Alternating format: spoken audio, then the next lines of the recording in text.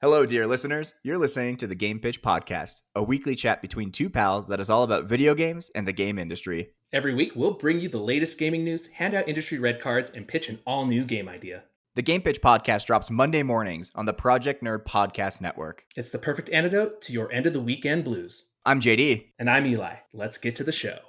Hey, everyone, and welcome to another episode of the GamePitch Podcast. I am one of your hosts, JD, here with my co-host, as always, Elijah. Eli, you want to say hi to everyone? Well, hello, listeners, and hello to you, the Don Juan of the GamePitch Podcast. You're a friend of the cartel. We all know this, of course, much like James McGill. And I just hope that you're well, you're prospering in this time. Do you think Jimmy is the friend of the cartel, or is Saul Goodman the friend of the cartel? It's Senor Saul Goodman, but I mean, look. Come on. Yeah, he's James McGill. He's Slippin' Jimmy. He's Slippin' Jimmy. It is who he is, isn't it? Senor Slippin' Jimmy. This is not a Better Call Saul podcast. If you're tuning in for the first time, we talk about video games on this podcast, not Better Call Saul, but how could we not bring it up with the incredible finale? Yeah. Some other exciting changes to the pod this week. So we are officially on Spotify now. Our entire back catalog, all 10 episodes that we've done so far, are available to stream, as well as all 4 episodes that we're going to produce. They'll be on Spotify, in addition to all the other places that we're at, which is Apple, Google Play. We're on YouTube. We're going to start putting out more content through Twitter and Instagram. So, I mean, we are all over the web, right? Mm-hmm. You can find us in all the places. I mean, and even some of the places you don't expect to find us, we're there. You're just like, oh, what? We are there. Yeah, why are you pitching me a game? Yeah, and it's like more awkward than it is anything else. Like, and it's probably hurting our brand image, but we are there and we're going to continue doing it. We're at the rodeo, you're on the bull, and then for whatever reason, I just come running beside you and I'm like, hey, I've got this game idea. It's about dogs and it's like Overcooked. And then they're just like, what? They're like, what is happening? So speaking of hurting our brand image, we are also looking for sponsors officially. If you are interested in being a sponsor on the show, hit us up, Twitter, you can email us. We'll drop all those fun links at the end of the show. This show is, as always, a packed show, and it could have been even fuller, right? So as we've started over the last couple of weeks, we do draft the news now. We have a cool YouTube exclusive segment where we go through and we take our sort of first draft picks for the news, and everything that doesn't make it in, we do have a exclusive series called Extra Time on YouTube, where all those news pieces that didn't quite make the cut to get it into the pod, we still talk about them, we still break them down. So make sure you're jumping onto our YouTube channel and checking that out. What else? What am I missing, Eli? Well, it's like the fastballs are our firstborn kid. We're always going to, love it a little bit more. And Extra Time is really our second or third child. And it's just like the one that's just like, he's running with scissors. He'll be fine. Like, I've seen worse. The worst that could happen is he'll lose an eye. So Extra Time. He has the 2. Third child. Tell me what you've been playing this week, bud. Oh man, I've been playing a little less games this week and kind of doing a little more like quarantine-y, like having real world experience. So I was doing some baking this week, got really into that. We did this from scratch, like blueberry sweet rolls that we made that were just amazing. This morning, we're actually recording the pod a little bit later than normal because I was taking a Zoom cooking class with one of the chefs, Nini, that participated on Top Chef, and she was doing a Japanese pancake cooking class. So we did that this morning. They came out super good, and like I'm super stoked to make those again. And if I haven't been baking and if I haven't been cooking, I've been playing Animal Crossing. As if I really needed to say that, I'm pretty sure it's a given now. What about you? This is a big week for Animal Crossing news. Like, we're going to have a ton to talk about. Me personally, I actually haven't been playing too much this week as well. So we are simpatico in that, sense. Well, what's cool about that, though, is I have been watching a ton of Halo lore videos. Like, I found this, like, Halo canon YouTube, and I went down the rabbit hole, man. Like, I know all of Avery Johnson's history. Like, I know, like, I've just been, like, diving deep into the lore of Halo. I recently replayed all of them, and I'm just kind of trying to brush up on, like, I know why the armor, like the EVA armor and the CQC armor and the CQB, like, I'm, like, really, really deep in the weeds on all this Halo stuff. And I don't know, it's been fun to kind of just brush up on the lore of something that I already love. Right. I also downloaded A Fold Apart, which is a puzzle game that's about a long distance relationship. So that game is, if you watch the trailer, it's beautiful, it's fun, it's $20. So I downloaded that, haven't jumped into it yet. Nice. And then the other one I'm going to get is Telling Lies. That was the main reason. I saw the Telling Lies trailer, and I was like, you know what? I've been meaning to play Telling Lies. Annapurna Interactive makes those not quite games that are really impactful and story driven. So Telling Lies is coming out and has a lot of actors and actresses that I really like. Has one of the ladies from Westworld, what's her name? Clementine, I think. Or she's the second Clem, not the first Clem. Right. And then it also has, oh man, there's someone else that it has in it that I really like a lot. I'll have to remember the person when I watch the trailer again, or actually when I play the game. But it has some cool, interesting actors and actresses in it. Oh, it's the guy from Upgrade, that movie that's like where his body's taken over by the robot, like AI in him. Yeah, it's that dude, and he's like the main guy. He even looks the same. So it's a weird game where you're like looking into people's video logs and you're telling a mystery story kind of thing. But yeah, it looks cool. So I'm looking forward to playing that soon too. Yeah, that's Sam Barlow, I think, did Telling Lies, right? And it was like the first game he did was Her Story, and it's like this interactive drama that's like presented through like video clips on a computer screen. And I think Telling Lies is like super similar, right? And Her Story was super cool. So I think Telling Lies will be very, very cool as well. So that's awesome, man. I'll be excited to get your opinion on that. Yeah, so look out for Fold Apart and Telling Lies reviews coming to projectnerd.com, the place that keeps the lights on, I guess, here. They really do. Yeah, well, one of those sponsors too. If you're a large to small business, we would really like you to G Fuel, like we're here. Like I will not drink this redacted water zero right now, and I will drink a G Fuel during this pod. I will drop the word G Fuel every other sentence if I need to, okay? We're willing to go to great lengths for these sponsorship deals. And really, you can look forward to even more exclusive YouTube content then, because it'll just be me in a bathtub full of G Fuel. So, I mean... Look, there's a lot of opportunity here. Just hit us up, okay? We don't need to scout anything ever again. It could be the G Fuel Report, brought to you by the Fuel List. Brought to you by G Fuel. Sponsored by G Fuel. Fuel in the game. And then instead of picks, it's just like different flavors. So every week we are drafting flavors into this, and it's no news anymore. All we do is talk about G Fuel.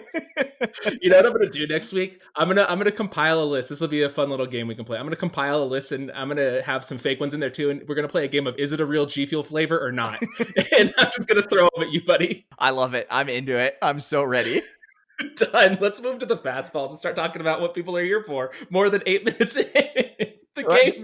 Thanks for listening. Now we're going to talk about a video game for once. If you haven't listened before, you don't know that I love Animal Crossing. If you have listened before, you know that I love Animal Crossing. So the first story that I drafted this week was about Elijah Wood. I'm sure if you are even remotely into the video game industry, you've heard about this. But the short of it is there was a person on Twitter who tweeted out what their turnip prices were. If you're not familiar with the stock market in Animal Crossing, basically you try to buy turnips low, sell them high. The prices that you get on your islands are sometimes not so great. And so people are taking to the internet and have created these amazing like websites and like trackers that you can see how your prices are going to go. And so someone tweeted out their prices, and Elijah Wood DM'd them on Twitter and asked, hey, can I come sell my turnips on your island? And so obviously like this person's freaking out. Like all their friends are on the island. They're running around with Elijah Wood, and he's like very polite, asking like, hey, is it okay if I pick some fruit? Like telling them that they have a beautiful island, right? And so that's the short version of the story. But if you get onto this person's Twitter, they posted out even more screenshots where like they were talking about Star Wars. And so to make it even better, at one point Elijah Wood in game in the chat goes, long live Ryan Johnson. Yes. And then Ryan Johnson takes that screenshot and makes it his Twitter headline, his Twitter header photo. This whole thing is just so good. And if you do follow us on Twitter, you'll see earlier this morning, someone remade a photo of Elijah Wood where he's on like his little electric scooter. They remade him in Animal Crossing with a little scooter. There's no bad about this story. Everything is so good. This is such a win for Nintendo, and it's so far out of their wheelhouse, man. Because I actually have, and this will maybe make some of the podcast listeners hate me. Some of them love me, but I actually have a directed by Ryan Johnson like sweatshirt that I wear around. It's in the Star Wars font with the Starfield behind it. Perfect. Just to like, because it's like my generation of people. It's Star Wars. I like it, whatever. Yeah. Like, and I know that it crapped on a lot of people's childhoods. And if you like Luke, you're not gonna like Last Jedi. But I love that movie. But I also like Rise of Skywalker. You know, I just like Star Wars. So that's the thing. But what I want to say is like, it's so funny that like Ryan Johnson sees this like 7 degrees of Kevin Bacon kind of thing, or it's like 6 degrees of separation. Yeah, it's so ridiculous that all the things that had to happen for this to go down. Now, the thing that I'm worried about, let's just say the person who opened the island with the turnip prices, let's just say her name's Sandra. So of Sandra's 8 friends that were on the island, can you imagine what it must have been like to be the person who got booted off? Yeah, absolutely. Like this is MySpace top 8, like in the new gen. And like, imagine you're the one that's like, hey, can you get off real quick? Like, I need to get offline. And you're like, oh, okay, no problem, friend. And then like later that afternoon, you're seeing these Twitter photos of Elijah Wood like running around the island, and everyone's like, yeah, we're best friends. You know what it is? It's just like, hey, Frank, remember that time I took you to the airport, but you couldn't take me? Last real quick thing I want to say, because I think Elijah Wood has like universal praise, just like people just like across the board. Like he's great. Not above criticism, but everyone just likes him. He's just one of those people that you're just like, this guy, he's awesome. Quick little Elijah Wood story, because my name is also Elijah. So I've met Elijah Wood multiple times at conventions, like managing the events behind the scenes, stuff like that. And the first time I met him, he was doing like the opening ceremonies where we like cut the ribbon and open the actual con, and like the freaking man of the city was there and all the stuff like that. And it was like, Elijah Wood, he's cutting open the ribbon. And so I walk up to him. He doesn't know who I am yet, because he's going to meet me later when he comes to do his panel, and then I'll walk him through stuff. But he doesn't know who I am. And I was like, hey man. And he just like looks at me. I was like, my name's Elijah too. And he was like, oh, that's cool. And then I was just like, I used to think I was the coolest Elijah, or that I'd be the greatest Elijah in history. But then you came along. And then I just looked at him and I looked away and I walked away, like all sad. And then later, when he came by the panel room, I was just messing with you, man. I just like, and he was like, okay, good.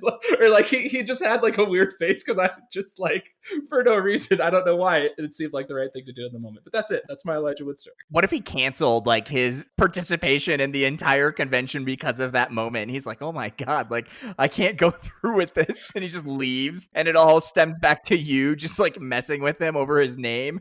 I made sure to walk away as sad as I possibly could. History could have changed for you right there. You know what? History did change, because we have a new game that had the most concurrent viewers watching it in history. If you don't know what I'm talking about, Travis Scott, famous rapper, trap rap. He definitely he did his thing, man. So I've gone through like the full gambit of emotions for the story, you know, like it's the 7 stages of grief. Because like initially I'm like, this is so dumb. Concerts in video games, how is this a thing? And then like, you know, because Marshmello did the last one, and right now we have Travis Scott doing this one. But then the production value that they did, that Fortnite went from the first concert to this one, is insane, man. Because like he's like Godzilla size, he's rapping his famous tracks, he's debuting new tracks. They implemented new gameplay mechanics to let this happen. They debuted the first like swimming in the game, and everyone has been thinking that this is something that's coming later, that you'll be able to swim in the future in the game. So just from a system standpoint for Epic, and then also from a just performative creativity standpoint, like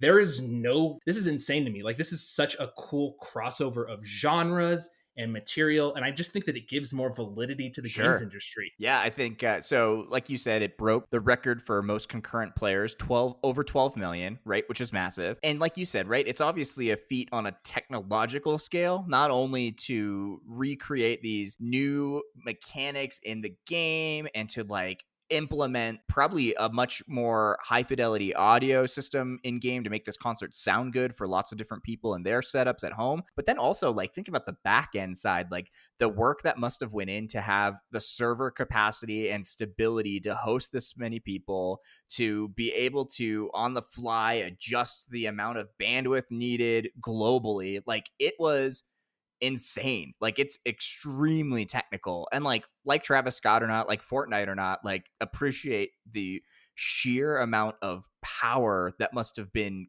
pumping through Epic's like headquarters and their servers everywhere to make this happen. And it's just really cool. It's really, really cool. So I don't know if this is one of those changing points, like one of those seminal moments in history. And I don't mean to make it sound that grand. I just mean like it's so crazy to me that an artist would say to his manager, or that maybe his team or his publicist or whoever it was said, hey man, you should debut your new tracks, not track in tracks Fortnite. In Fortnite. Like that if you would have came to us 10 years ago and said, hey, there's gonna, like, let's say Team Fortress, because that was maybe an equivalent to what Fortnite is back then, a multiplayer game that people are playing, or World of Warcraft. That might have been the last thing that had this close to the numbers in concurrence or something like that. But if you would have said, hey man, Lady Gaga is going to debut her new track Applause in World of Warcraft, we would have been like, that's such a stupid move. But it's one of those things where like, you can't know the future until it's here, and this is the future. Like if there's a list of people, and I don't know if Fortnite is paying people to be in to do the concert, or if the artist is paying to be in Fortnite. Because at some point you get past that point where like they're like, hey, it's more of a benefit for Billie Eilish, maybe not Billie Eilish, but someone to do their concert in Fortnite. But I could see Billie being the next person to do something like this, because I watched the footage, man, and that concert knocked. Like the segment where they're flying through space was effing cool, and like the way it would make people jump, or like if we are all gonna live in Fallout bunkers, that this is an alternative to communal experiences. There we go. Everyone slap on your VR headset. We're going to the concert. Yeah, anything else on this thing? It's just cool, right? No, it is. And you're right. It is. I think it's a little tease of the future, right? Like it's a little bit of what's to come in Fortnite and how does it continue to evolve into the future of that interactive media. So it's cool. Maybe this story is a little bit of the future, but the next story is a little bit of the past. So recently, there was people digging into some of the early Pokemon games on Game Boy, right? So Pokemon Yellow and Blue. They dug into the code and they went straight to the source code, right? And they found all sorts of hints and little tidbits that pointed to a game called Pokemon Pink. And so obviously we know that didn't happen, but there was lots of little references in the code that basically mentioned, like Pocket Monsters Pink and Yellow, or Pink throughout the code. And they've also found all sorts of interesting things like different alternative names for Pokemon. So like Vulpix was going to be Foxfire, right? Cool little things. And so one of the biggest pieces that kind of showed that there might be some credibility to this leak was that there was a photo, like an in-game photo of Pikachu and Clefairy cuddling up together.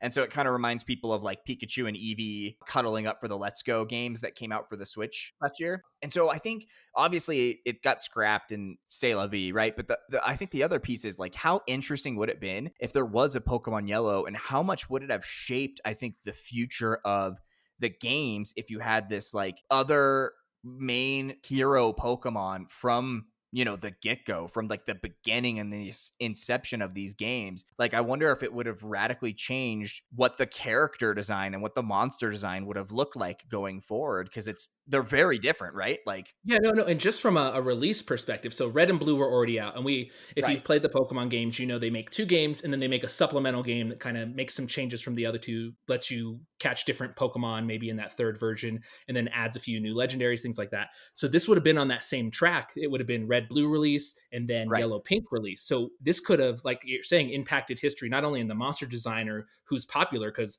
maybe Eevee doesn't get to its level of popularity. Yeah, exactly. Clefairy had been there since the beginning, or had been pushed as a main Pokemon. But the other thing is, if they had done 2 versions of the game and then 2 alt versions of the game, that would have completely changed our wallet, Nintendo's financials. They would have been making multiple alternates every time. And then there's the flip side of that is, I think Game Freak gets a lot of heat now for not necessarily taking the franchise as serious as they could in the recent titles. And I don't know, that's a whole nother argument for a different one, right? But I wonder how their resource management would have looked if they were producing these 2 sort of alt titles on the off years. Like, it just would have stretched them even more, I feel like. And so it makes you wonder, like, would Game Freak even still have Pokemon from a development point of view now, if maybe they were making more money at the beginning, but like if the quality sort of died off quicker, would they get to hold on to the game all this time? I don't know. Well, and the next story, staying with Pokemon, and it's interesting in the same way, because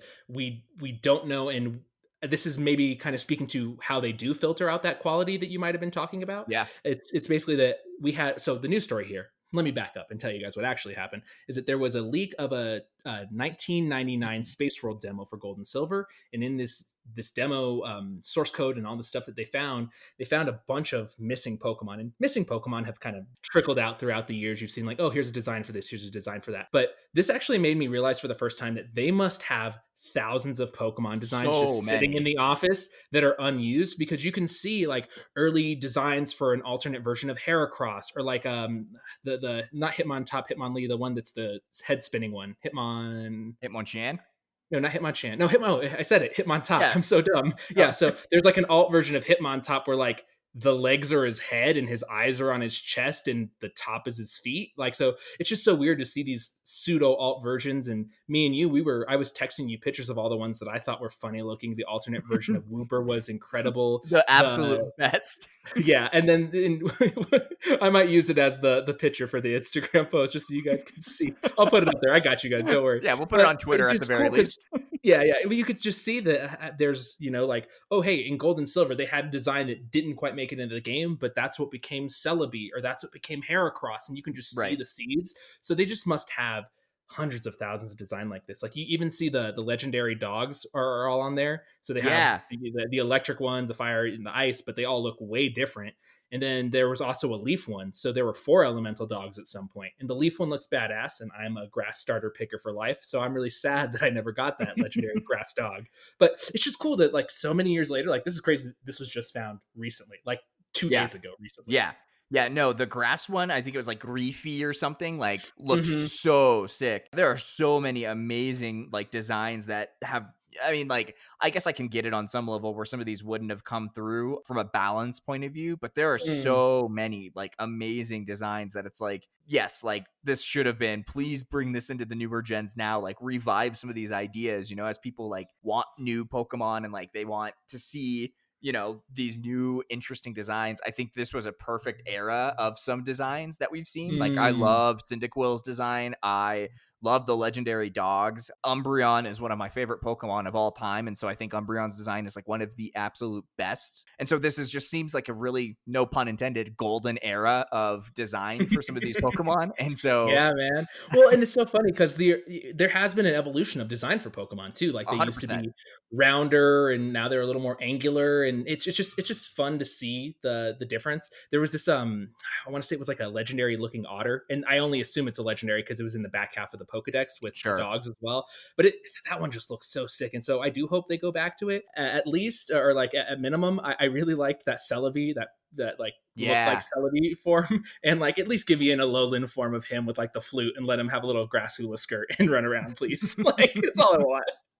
That would be pretty amazing. Speaking of things that might be amazing, it's hard to say, right?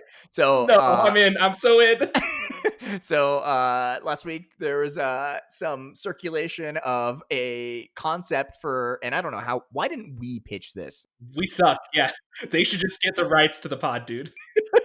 So it's called Seinfeld Adventure, the game about nothing, and it's basically would be chunked up into these like little 30-minute episodic sequences where you would get to play as either Jerry Seinfeld, George Costanza, or Elaine. You wouldn't get to play as Kramer because, quote, in the pitch, they said no one can control Kramer, which is the absolute best reasoning to make someone an NPC I've ever heard. But basically, like, you get put into these little miniature versions of what would be on an episode of Seinfeld, and you control your character, and it's this little narrative experiment, right? And that's it. So the idea is it wouldn't rehash old episodes. It would just kind of create these new moments in the game. And I love the art style. If you haven't seen it, it's very pixel art. It looks really, really great, which I think is appropriate considering you're sort of mashing up like an old TV show, right? So you want to capture some of that era, and in the era of the game would have been very pixel art, right? But like the colors are much more vivid than I think you would have expected, not quite as pastel. The shading looks a lot sharper. So it's just this really cool mashup of like a very past nostalgic franchise with some more modern art tactics that you could do, and it looks good. It looks so fun. Yeah, it looks like your point and click adventures of old, your Maniac Mansions, your Monkey Island type stuff, which is great. But they had me immediately when they were just like, dump women for arbitrary reasons. I was just like, this is so hilarious. You're like, just like real life. Hey man, don't bring my dating history into this.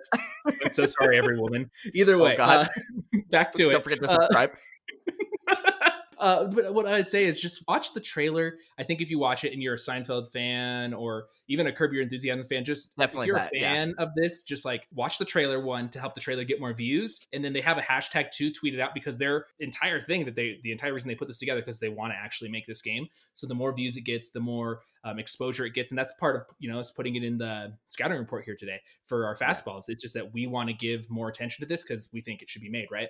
Yeah, I think it'd be awesome. I think that's true typically of almost any indie game that we come across. I think it would be awesome for it to be made. And this is just one example that it would be so cool. So yeah, definitely check out the video online. It's awesome. All right, now we're going to shift gears a little bit, go to PlayStation. This is a hot rumor on the streets, but I fully believe it. Basically, because Crash Bandicoot is a franchise that is beloved by many, and Crash trilogy, the remasters, those really sold well, and they got a lot of people, admitting once again, oh yeah, that's right, I do love Crash Bandicoot. So the 100%. rumor is there's a Crash Bandicoot game that is in development that will be marketed with and launch with the PS5. So of course, take it with a grain of salt, totally a rumor, but you could see this being the move to go back to their PS2 heyday and say, hey, Activision, make us an exclusive Crash game for a year. You can release it on the other consoles next year, and then we're going to pay you for that. But then also, let's market it together. Let's pair up and let's, be a force to do this together. What do you think is a smart idea, JD? Yeah, I mean, so I think if you look at Sony and Activision's history of recent with Call of Duty, we've talked about that on the pod before. With Destiny, we've talked about that, right? They have this history of trying to get exclusive timed content for the PS5. And so I think there's a lot of that relationship that's there. And I think it could definitely lend a little bit of credibility to the fact that the two companies could be talking. I also agree with you that I grew up on Crash Bandicoot, and so it's certainly a childhood favorite of mine. And if they're, to move the needle into buying a PS5 realm, because I wouldn't say it's there right now for me, but it would certainly help move the needle closer to me wanting to get a PS5. So it would be smart, I think, from a business point of view. And I think if the rumor's true, right, they say that they've been developing this game for like the last 3 years already. So it could be really cool. Yeah, I think this will be one of the reveals we get very soon. I fully believe this rumor. Again, still a rumor, but I believe it a lot. Yeah, I think another fairly interesting, it's not so much a rumor, right? So this last week, Chris Grenell, he is former Sony game designer. He worked on Killzone, he worked on Wipeout, and he went on record and said that he thinks that the difference in computing power between the Xbox Series X and the PS5 is, quote, pretty huge. And so the short version of this is he thinks that the next Sony console, the PS5, is going to struggle with big open world style games because he doesn't think that the computing power is there for that console to be able to render the real-time ray tracing that Sony's advertising and just the massive gameplay environments that an open world game would demand. And he's gone on to say, quote, there's only one next-gen console that will be able to do real-time ray tracing. That's a bit of a controversial statement, but Sony skipped over it and didn't talk about it. It comes down to CUs, which is compute units, consistency, and what's on the hardware. So basically, he's basically kind of shitting all over his former employer in favor of Microsoft and the Xbox, and saying it's going to be a little more powerful. So it's concerning, and it is. When a moment ago, you were just saying your world is a little more open to getting a PS5 if Crash is coming. But when I read this story, I'm like, it turns it off. Yeah.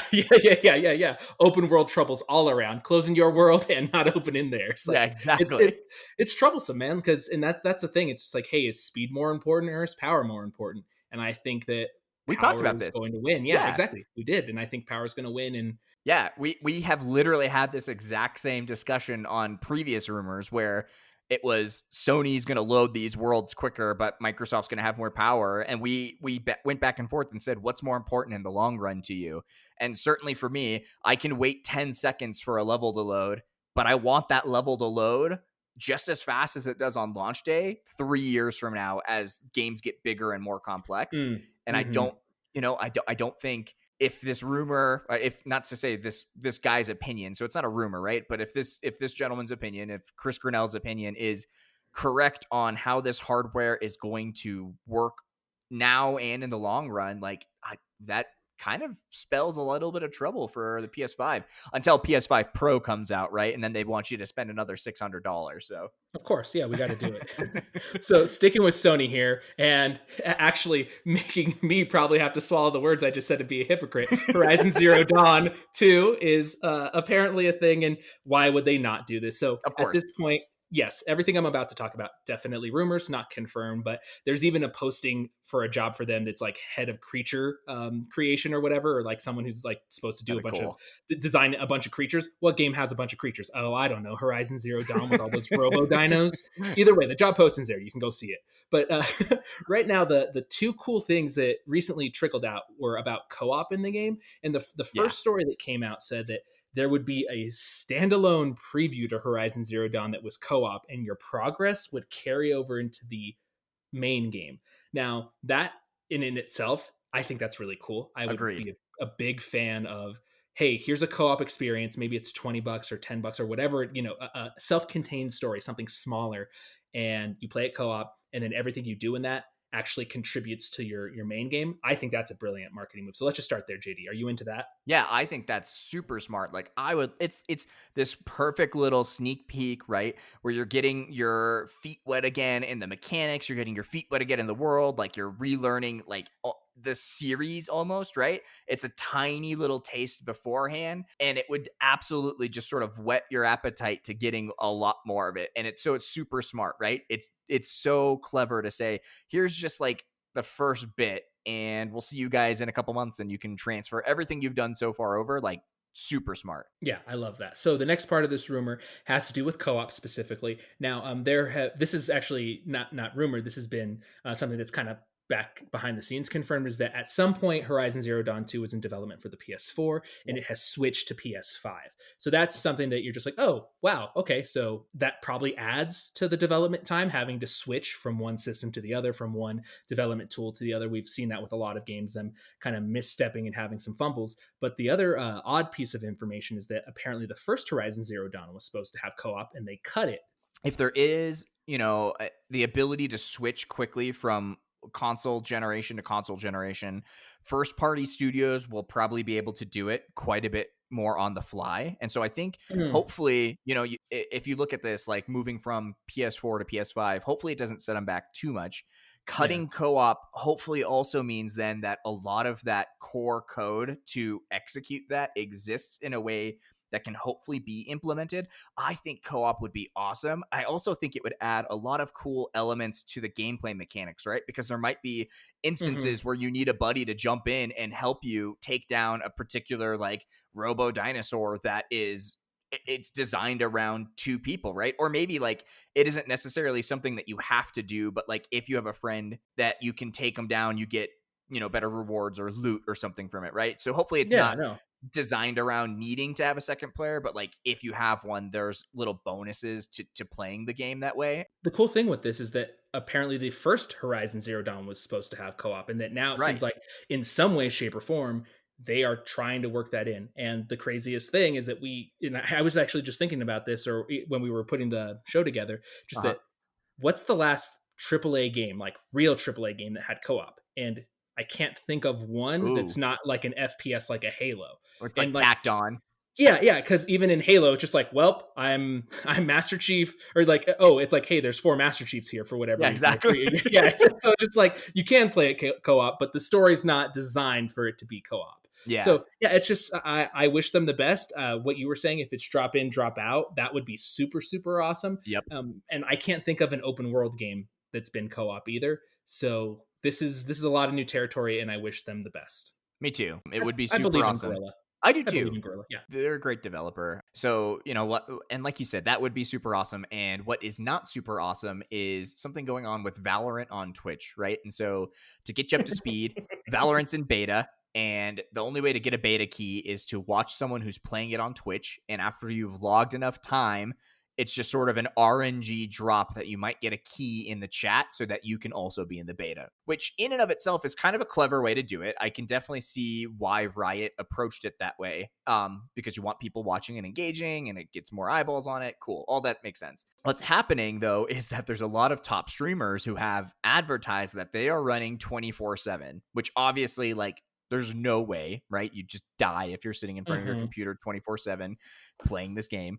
And so what's happening is they're saying that they're 24/7, but when they're not online, when they're not live, they're switching to just playing back videos of highlights or like past streams so that they are still technically live, but they're circumventing some of the tools that Twitch has built in for like video on demand and like highlight reels, all so that they can boost their total amount of viewers, and people are flocking to those channels because they can also stay on 24/7 hoping to get a key, right? And so all of it is just like so stupid in my opinion, of like, it's this terrible negative feedback system of people are doing this to get keys and streamers are doing it because they're getting people, and Twitch and Riot aren't stopping it because it's win for them too, because they have even more people on the platform. But it's just sort of detrimental to a live streaming service, I think. Not explicitly promote, but also not reject these channels that aren't live, that just have like a highlight reel playing 24/7, right? Like, what's your take on this? I don't like it. I feel like they're not abusing, but they're, they're taking advantage of their viewers and their players. I'm not a fan of it, and I don't know if they're getting a paycheck on the back end from Twitch to launch the game like this and to do this.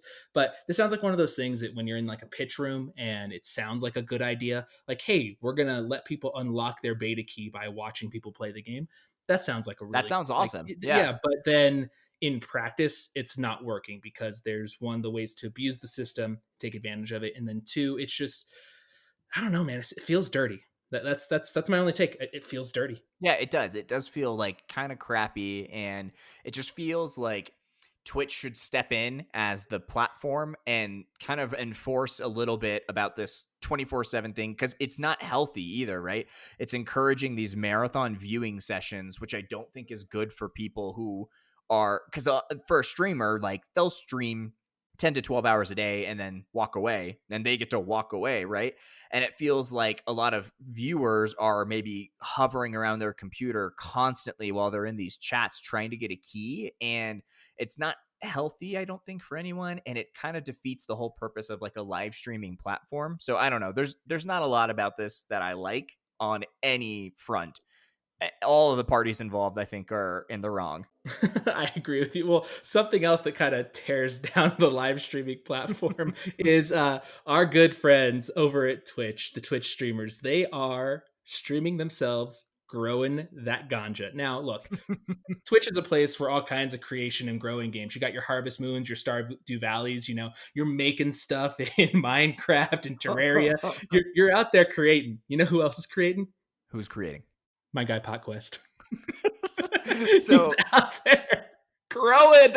So it's interesting, right? Because they have a gardening section, right, on Twitch that you can go into. And so, like you said, like, it's interesting because there's people who are like playing gardening games like Stardew. There's people who are playing like a garden simulator game, right? And then there's people who are like IRL showing off like their garden in the backyard, or like there's one stream with like an apple orchard that people are walking through and picking apples. And then there's very much, and especially because this is coming out 5 days after 420, right?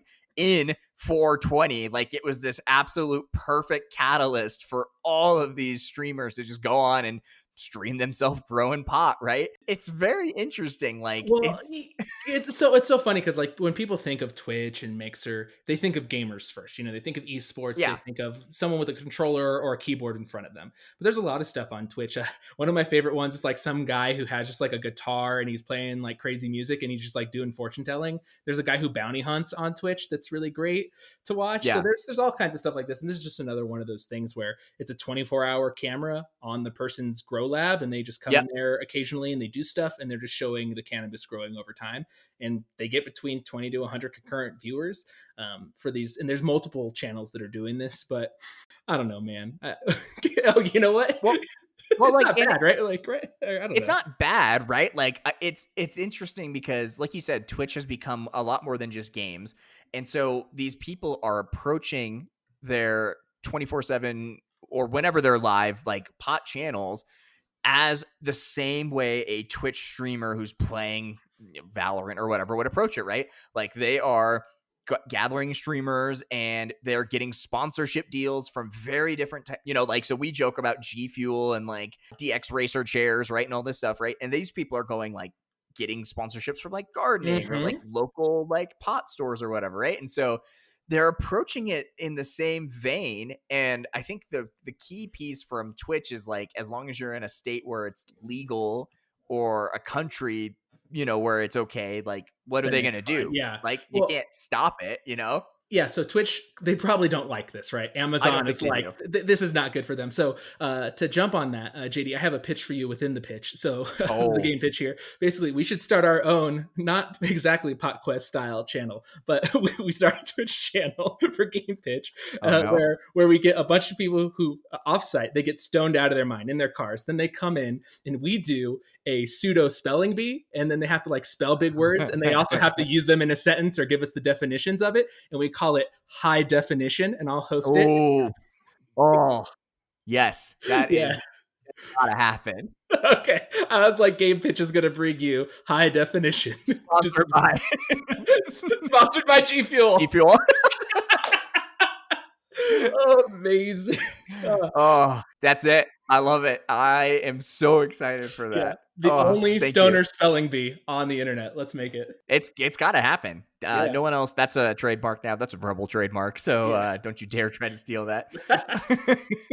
All right. So let's move on. We have our last two picks of the fastballs. And so I'll start with mine. So Phil Spencer this week on Twitter, he basically teased that we're not too far off from seeing games in the lineup for the new Xbox, right? One thing I love about Phil, I've said it on the pod before, is he's very transparent. I think he's trying to make a very transparent Xbox team where people are openly sort of sharing these things and not, hiding information as much as they can, right? There's obviously some secrecy to launches, and I get it, right? It's still a business. They still need to generate hype, but they're all being very approachable online and on Twitter and other various web sources to answer questions and try to give people what they need to know about the next Xbox. And so someone asked Phil, how do you feel about the eventual reveals of games and, what's going on? And he said, hey, I literally just reviewed some plans yesterday. Everyone is doing a great job working remote, and we're, not too far off from showing you the next step. And then in parentheses, he put games.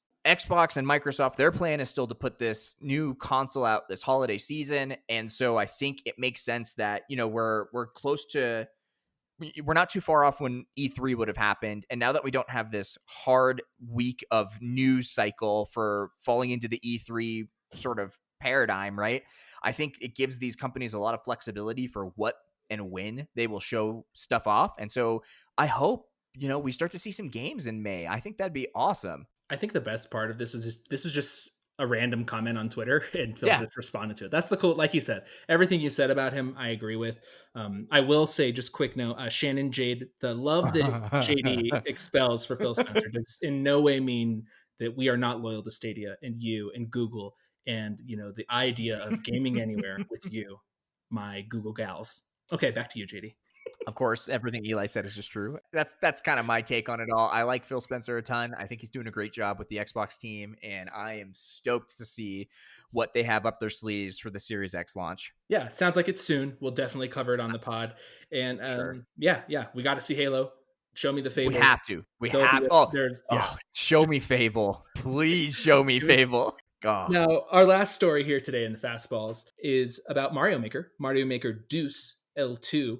And there was a final update that came to the system and to the game itself. People are pretty excited about this. It's already out there in the wild. So if you are a Mario Maker 2 fan, please go play it. They added the Koopalings in multiple levels, or not multiple levels, but in multiple formats in the game. Right. So you can mess around with the Koopalings and all those. The biggest thing, I think, was the World Maker, where you can create your own worlds and put your levels throughout the worlds. I think that's really the coolest thing.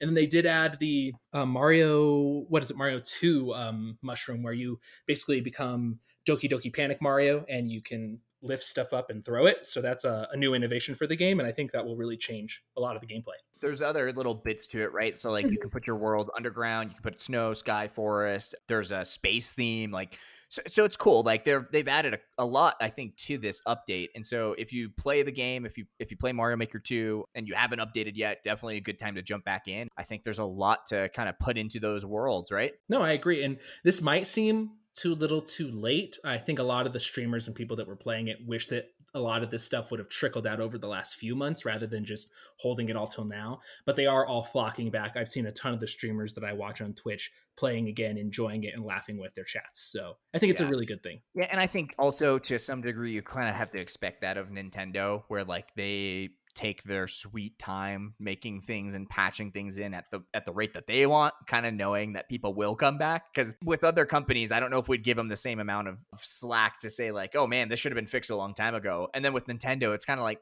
like they're gonna patch this when they want, and like they're gonna do it, yeah. And people are still gonna come back and play it because of course they are, right? Yeah, because we're slaves to Nintendo's will. We really are. We're cheap when it comes. It's so weird in life. I try to not be like just going with the flow or like what the crowd does. But when it comes to Nintendo, man, I am a sheep. I will bleed like gleefully, just black. Give me more blathers, bad. Like just oh my god.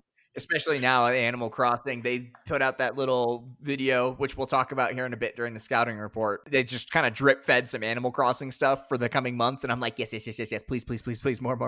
Like, well, I don't want to keep you away from it too long, JD. Let's jump to the scouting report. We got 3 big stories this week. Our first one was about Spider-Man 2. There are some sequel rumors out there, and this was actually all from a Zoom meeting, apparently. So there's someone who's leaking the information, but there was an Insomniac team Zoom call the day before these rumors came out. So we think that this is where this all came from, and also lends just a little bit more validity to it. Obviously, no one on that Zoom meeting leaked any of this very, very publicly, right? Like it was kind of a coincidental timing of we knew there was a Zoom meeting, and then a day or two later, a lot of this stuff leaked out. And so people are kind of putting 2 and 2 together. Some of the stuff that's being talked about, there's a pretty dynamic weather system that's being put into place, right? So there's rain, there's snow, there's heavy snow because the game is now moved into the winter. And so that's part of it. They're adding in a lot of dynamic missions as well. And so the neighborhood sort of will ebb and flow a bit differently than the first game. And so missions will kind of pop in and out frequently depending on things happening in the time of day and the weather and like what's happening in the story, right? And things also like you may miss. So like one of the things is like a construction worker is going to like fall off a building that he's working on, right? And like if you don't get over it there in time, like there's not really a way to hold that, right? Like the dude's just gone, right? So some interesting like dynamics from a mechanic point of view. From a story point of view, it's kind of following a more classic comic book story, right? Yeah, definitely. And just to add on to what you said there, it's basically they want to put the friendly back in friendly neighborhood Spider-Man. I think that was one of the things that got out there. And I believe there's also a day and night system too. So I believe that the city will rotate throughout that along with the dynamic side missions. Of course, like we said, this is all rumors at this point. But when you sit down and you think about it, these sound like the things that you would add to a sequel, like what we're missing from the original game. And like you said, it is going more with a very familiar comic book story. There is a thick boy Eddie Brock that is going to be in it. There have been leaked art assets that have shown the Venom symbiote. And when you have, of course, the Venom symbiotes involved, that can be Carnage, that can be, symbiote suit Spider-Man. And there was even some rumors that like there's going to be symbiote versions of every costume. So like there's going to be all the different costumes, but then there's going to be alternate symbiote version of it as well, which sounds really cool. Please freaking do that. There was also some notes about the DLC that's potentially coming out involving kind of in the same way they did it last time with the 3 different after stories with Morbius, Wraith, and Carnage. So those are some more rumors as well. And just on the story side, apparently Pete's back at the Daily Bugle with it, and then this will be the first time we see J. Jonah Jameson in this universe in person because he was the podcast before. And then now this time he'll be actually at the Bugle with Pete. And MJ won't be in it, right? She's somewhere else in this storyline. Yeah, it said that she's abroad, so I don't know if that's really she's going to be removed from the story completely, or like maybe she's, hey, I'm in Europe, and she gets the symbiote and she brings it back to Pete. Like, who knows exactly what happens? Interesting. Yeah, but they did say that MJ's abroad, so maybe the missions you play as MJ are in different cities, different locations. That could definitely mix up the gameplay. I think that would be cool. I think the last little bit, right, is that the rumor is that Harry's obviously going to be the first host of the Oscorp created symbiote in this version of the game, right? So, which is awesome. Yeah, I think that this is cool, and I think it's, obviously with how insanely popular the first game was, and I think Insomniac just killed it, right? They absolutely crushed it. And I think everyone was happy all around. Sony was extremely happy and Marvel was extremely happy with it, and fans loved the game because it was amazing, right? Like, did you get to play? Did you dig into it? Oh, I beat that thing. I beat it Okay, up. good. Played the whole thing. Almost platinumed Okay. it. It's so good. Okay. It's the best. Okay. It's amazing. Just making sure. Yeah, no. So I am not shocked to hear that there's rumors of a second one. Here's my thought. This is going to go PS5, right? There's no way they hold this for PS4. Yeah, 1,000,000%. So again, we'll be hypocrites and we'll have to buy the PS4. PS5. Oh yeah. Yeah. You're right. You know what, JD? I see how it is. Look, before we move on to this last piece, I just have to say one final thing on Spidey here. As the brown person on the podcast, where's Miles? Where he at? Where's Miles? Where Miles? You know, like how when Michael on Lost yells Walt, I want to yell Miles like that. Or like in The Wire when they're like, "Where's Wallace?" I want to yell that, but like Miles. Like, where's Miles? Where's he at? Where he at? Like, I'm just. Where are you at, String? Where's Miles Morales? He's the best. And obviously, everything we've talked about is rumors, right? And so, what if Miles is in this and we just haven't seen it because, like, they haven't actually shown anything, right? That could be super cool. I'd actually kind of love that, honestly. If this leak isn't really giving us everything we want to hear, I don't know. Yeah, I'm excited to see what they do with it. Obviously, it makes us, like you said, eat our words, and now we're going to have to get a PS5, right? It's going to suck. I'm going to be real mad about it. I know. I'll do it begrudgingly for the games. My PS4 is in the closet right now, and it's only coming back out when Last of Us comes. Mine's on my desk, but it's kind of like this fancy stand for a photo frame. I don't know. I'll have to turn it on, make sure it still works. Okay. Now that we've beat Sony over the bat, apparently here, like, let's move on to our next piece of news in the scouting report. So more rumors, lots of rumors. So new Assassin's Creed game rumored, and this is the exciting part, is that we may actually know what it is as early as later this month, right? So in the next couple days or very early May, they may actually announce it and reveal what this game is about. But one thing that people have been kind of trying to dig into is it looks like it may be a kind of Viking land, very Scandinavian, but also mixing in a lot of supernatural, mystic, mythical elements, which are supposed to tie into the first civilization. And so before we go any further than that, I love the idea of that as a setting. I think it would be a ton of fun. What about you? How do you feel about that? They've got to do it. They have to mix it up. They got to get out of Rome and the Viking stuff is fresh and new. It might not be fresh and new for us gamers because recently God of War. I actually laugh about the trajectory of like God of War being like more Greek and then going Viking and this doing the same thing. Like that was just making me laugh. But yeah, add more sci-fi, add more mystical elements. Like I'm always a fan of like more fantastical and weird. Like get strange with it. Yeah, let's go. Like just do whatever weird stuff you have to do. I'm into it. I think it's a cool setting, and I think too it could add like the ability to add back in like some of that ocean combat that we've seen in previous titles, and kind of that Black Flag like ocean boat combat. Like they have the code written for that, right? So it could very well make its way back into this future game. One thing that doesn't sound like it will be making its way in though is a co-op mode, which people have wanted, right? I don't know if I've been necessarily like, not that I would ever be like, oh man, this is terrible that there is co-op, right? But like, I don't know if I care about it as much. What about you? Yeah, I don't really see Assassin's Creed as a co-op series, but hey, if Horizon Zero Dawn's going to do it, then these guys are going to have to catch up and figure it out because the fans have been requesting it. And another piece, just like the rest of the series or recent entries in the series, there is male and female protagonists. But one of the rumors says that the female protagonist is the canon story. And I think that that's kind of cool for them to say, hey, you can play it as male or female, but one of these is what actually happened, who the person was. And I think that's a fun, twist on the letting you choose your own character by establishing a canon character.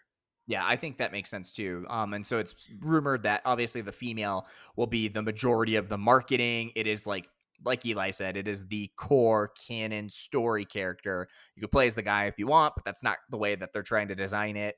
And as long as they do it in a way that isn't like really pandering to be like, oh, look, like our main character's a girl, right? Like as long as it's written in a really tasteful, thoughtful way, then I think it's a smart move. My fear always with stuff like this is like, people are like, oh yeah, we're going to add like a female character to the game because like we're trying to be very like socially just and like very appropriate. And then it actually backfires horribly when it's just sort of like an afterthought or like tacked on. And so I hope that they are approaching this in a very smart way. So yeah, doing it for the story reasons and not necessarily for the optics. I'm yep. totally with you on that. But Yeah. I'm going to do something smart because I had ripped off my warm up pants, my button ups and stuff when the pod started. Perfect. I got like full. I got into full uniform. I'm going to put back on my warm ups here, button them back up. I'm going to sit on the bench and I'm going to let you take all these plays here because it's Animal Crossing time. Oh, and boy, oh boy, did they do well, buddy. Let's say that there's a lot to this, and so we're going to go piece by piece. So first things first,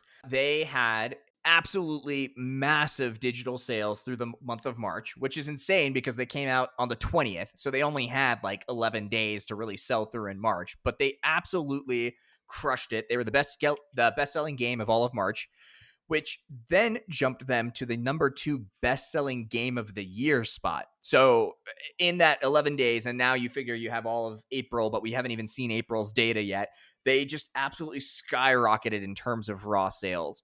That in turn led them to now be, which is the 3rd highest launch month for physical dollar unit sales for any Nintendo game in the tracked history of Nintendo games, which is nuts, right?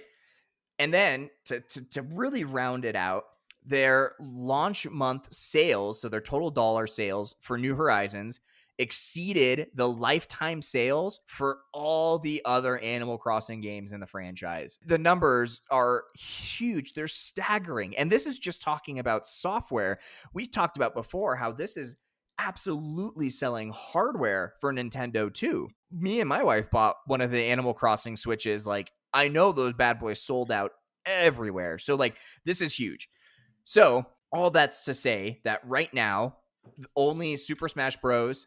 Super Smash Bros. Ultimate and Brawl have sold more physical copies in their launch months than New Horizons have. But what could happen is that at the current sell-through rate that we've seen, New Horizons could very well, in short order, become the absolute best-selling game on the Switch right now. So let's start with that, right? Because that's just the very narrow launch window. We're talking like the last month the game's been out, right? Month and a handful of days. Give me your thoughts on all that. The number that sticks out to me is the 5 million copies worldwide. That's just crazy to me. Like, I love it. And especially, it released so late in the month, man, like on the 20th. How in the world?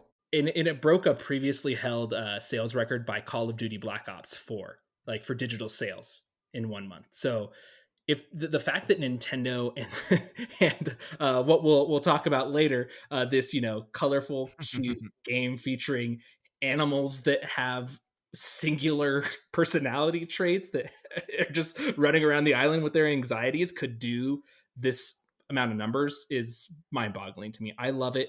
And it probably did better than it might have done because of the quarantine, because people being at home and things like that, and everyone just being on Twitter and seeing it. But I got to give my hat, hand it to Nintendo and just say, here, just take it. They got my money. I bought it. So good job, guys. Oh, yeah. I bought 2 copies of it as well as a Switch. So yeah, I mean, it's huge. And I think you're right. But I don't think we can look at it as just the lens of quarantine helped, because I think that's going to be true for pretty much anything coming out during this quarantine, right? Like Doom saw massive sales. And I don't know if theirs would have been as strong without quarantine, right? So I don't know if we need to asterisk it as much. I agree with what you're saying, but I think if we're going to apply that filter to Animal Crossing, we have to apply it to most all media. Fairly across the board. I'm totally with you. But just like the headline, I guess, for me is, Animal Crossing took the digital sales record from Call of Duty. I know. Like that's the same thing we did earlier, that thought experiment. Like, if you could have gone back 10 years and said, hey, the new Animal Crossing game, when it launches in 10 years, is going to outsell Call of Duty, we would have looked at you and laughed. But it happened. It happened. And wow. Wow, indeed. And so, wow, from a business point of view, congrats Nintendo. But let's also say wow from a player point of view, right? Because Nintendo has already sort of decided to drip feed us what we have to look forward to into June.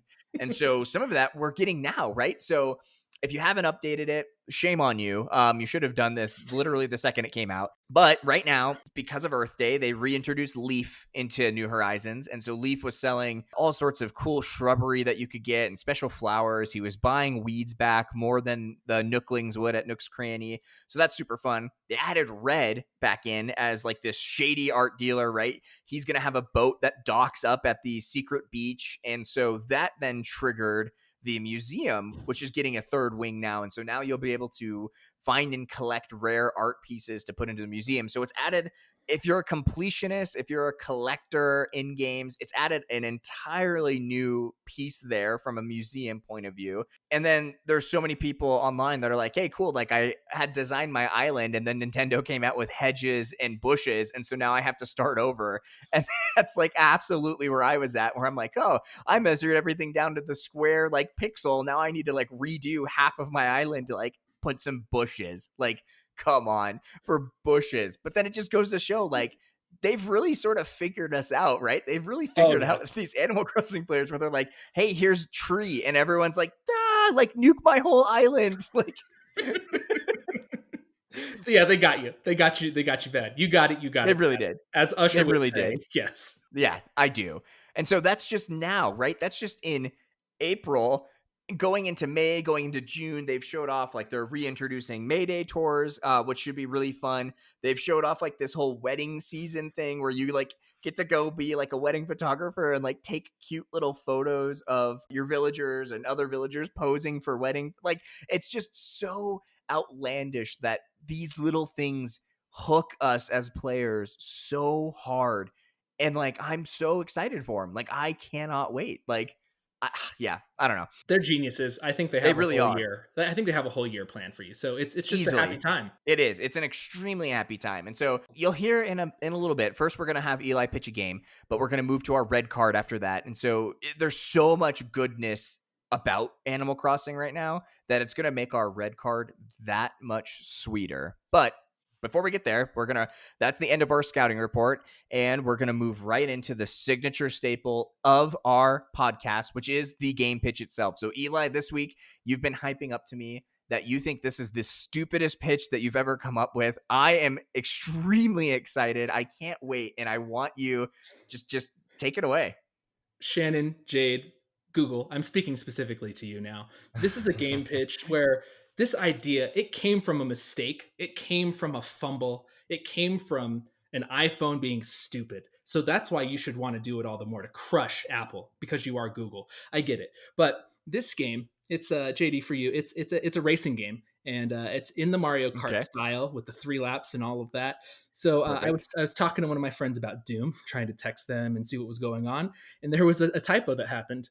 So the game is essentially you play as a woman in the Doom universe, and the Hellspawn, Satan himself, or some demon, has knocked you and 7 other racers. You've all been knocked up by the same demon. And the only way to live is to deliver this baby, but only one can be delivered. So the course essentially is 3 laps, and every lap is a trimester, and you are in these hell hot rods, and you're racing around the course.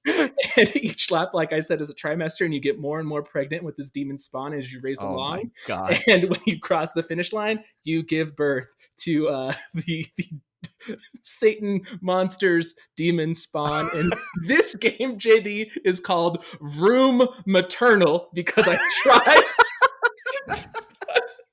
tried to type Doom Maternal into my phone, and what came out was VROOM, Vroom, and the word not eternal, but maternal. And my friend was like, yo man, how's Vroom Maternal? He was like, what?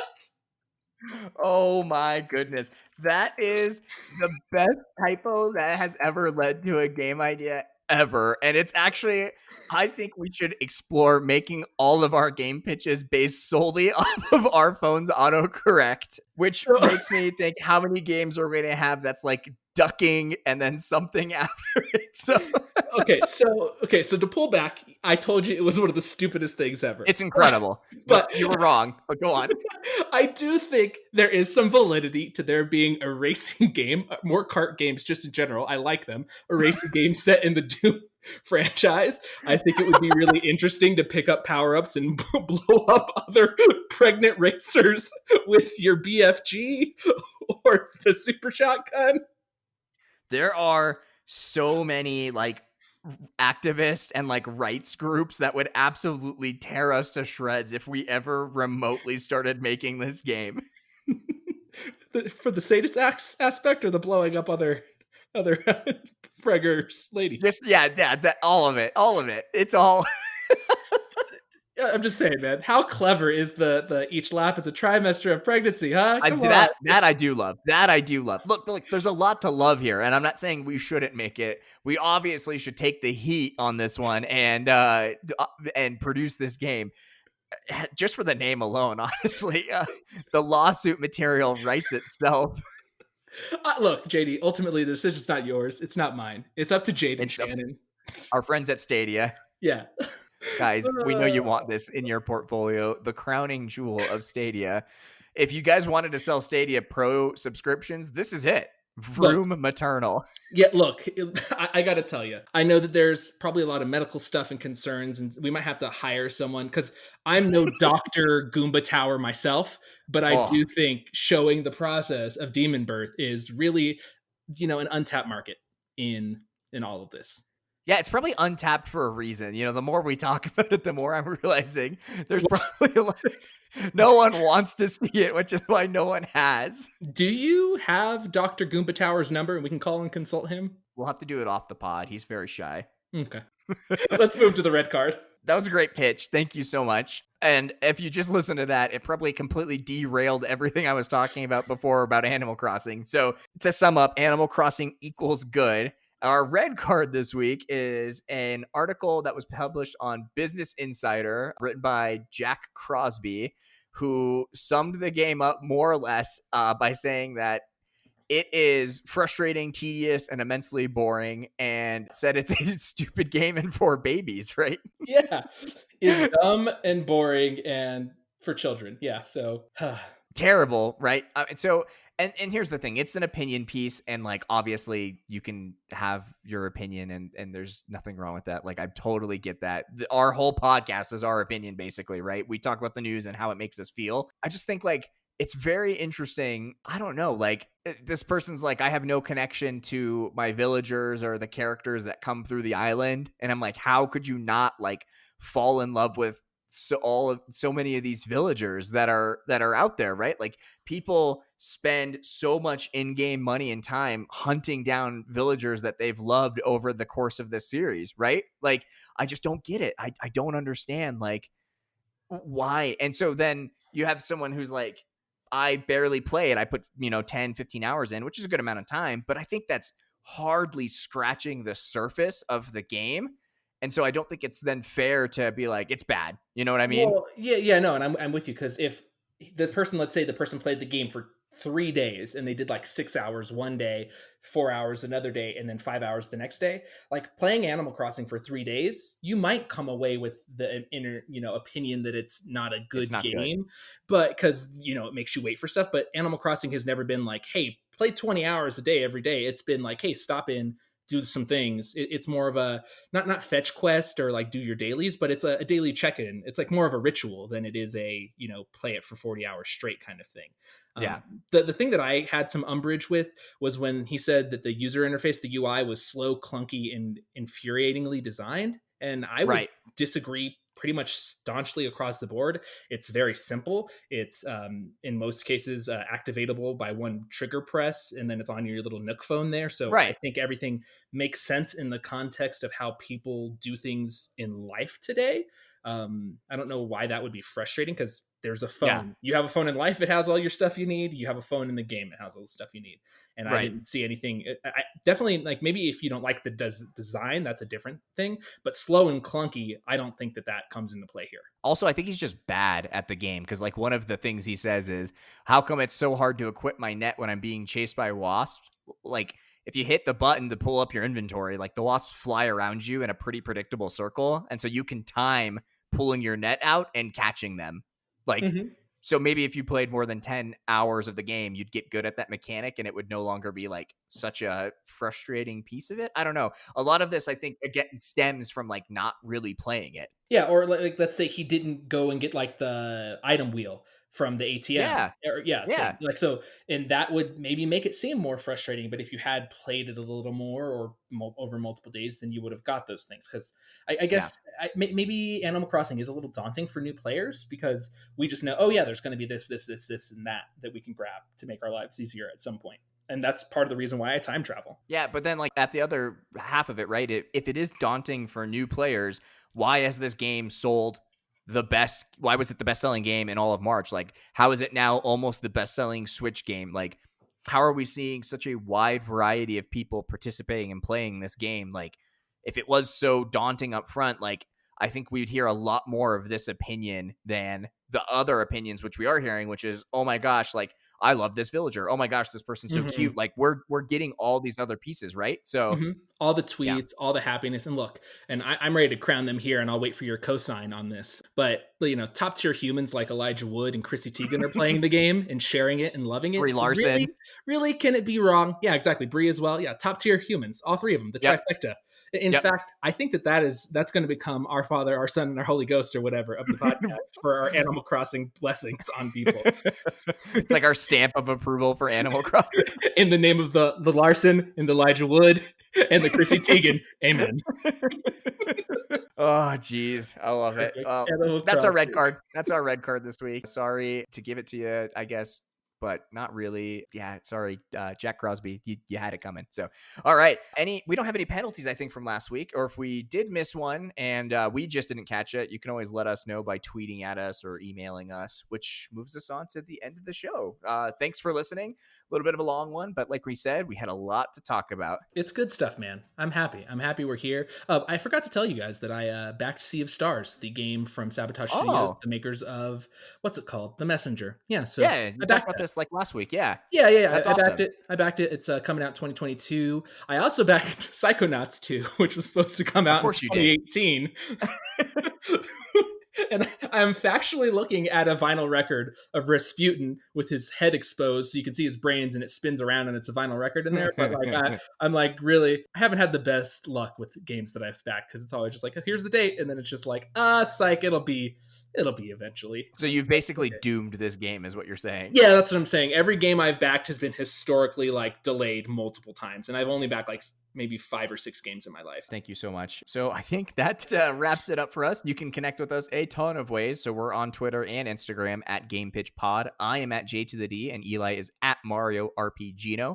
On YouTube, you can search GamePitch Podcast. You can email us at gamepitchpodcast@gmail.com. Like we mentioned at the top, we are on Apple, we're on Google, we're on Spotify, we're on YouTube. We'll have content through Instagram and Twitter. We're all over the interweb. So please talk with us. Give us your thoughts. Give us your criticisms. We want to hear them, and we want to get better. Yeah, but more specifically, find us on Spotify. That's what I want. We're there. Yeah, if you use Spotify, find us there. If you use something else, we're probably on that too. So no, go to Spotify. Wow, dude, are you paid by Spotify? Did you get a check that I didn't see? I gotta pay for these YouTube edits somehow. Thanks for listening, everybody. Thanks, guys. We'll catch you next week on Spotify.